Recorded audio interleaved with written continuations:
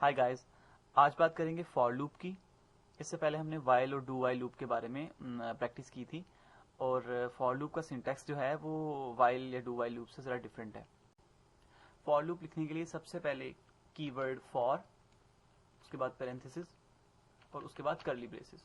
Curly braces में आप statements लिखेंगे जो हमने रिपीट करनी है।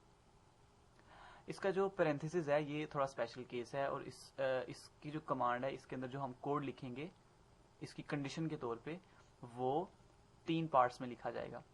आप किसी जो वेरिएबल है आपका काउंटर वेरिएबल x जो हम यूज करते आ रहे हैं, आप उसकी इनिशियल वैल्यू बताएंगे कि ये वेरिएबल इस वैल्यू से स्टार्ट होगा। उसके बाद आप उसकी एक टर्मिनेशन वैल्यू बताएंगे कि कहाँ तक ये वेरिएबल जाके इस लूप को टर्मिनेट करेगा। और तीसरी वैल्यू जो हम लिखेंगे वो होगी कि उस वेरिएबल को किस रेशो से इंक्रीज या डिक्रीज करना है हर आइट्रेशन के बाद। सबसे पहले मैं एक काउंटर वेरिएबल x डिक्लेयर करता हूं। Int x equals some value, कोई वैल्यू इनिशियलाइज कर सकते हैं आप या ना भी करें तो फिर भी कोई एरर नहीं है। फॉर लूप के अंदर सिंटैक्स इस तरह से आएगा, फॉर x इक्वल्स 0 और 1, उसके बाद सेमीकोलन।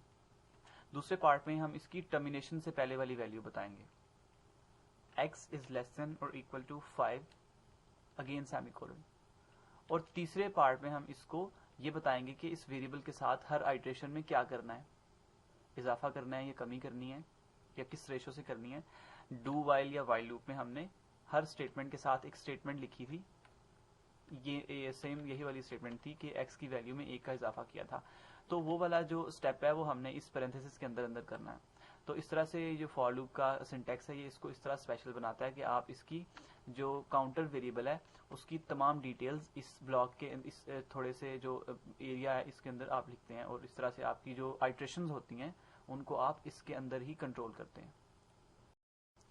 अब मैं यहाँ कोई स्टेटमेंट लिखता हूँ,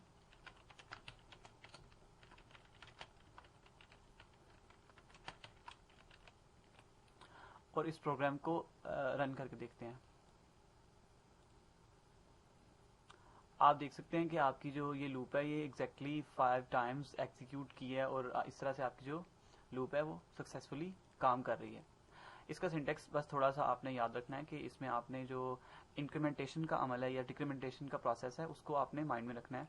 उसके अलावा आपने एक स्टार्टिंग वैल्यू और एक इसकी फाइनल वैल्यू वो बतानी है और इन तीनों पार्ट्स को आपने सेमीकोलन से डिवाइड करना है। उसके अलावा आपने इसकी जो इंक्रीमेंटेशन या डिक्रीमेंटेशन है वो इस तरह से बतानी है। इंक्रीमेंटेशन के लिए आप एक शॉर्टकट x++ भी यूज कर सकते हैं। x++ भी वही काम करता है जो x इक्वल्स x+1 करता है। नेक्स्ट टाइम बात करेंगे स्विच स्ट्रक्चर की। स्विच स्ट्रक्चर जो है ये एक आपका कंडीशनल स्ट्रक्चर है। इससे पहले हमने इफ एल्स का स्ट्रक्चर जो था वो देखा था और इफ एल्स के अलावा जो एक कंडीशनल स्ट्रक्चर है वो स्विच का है।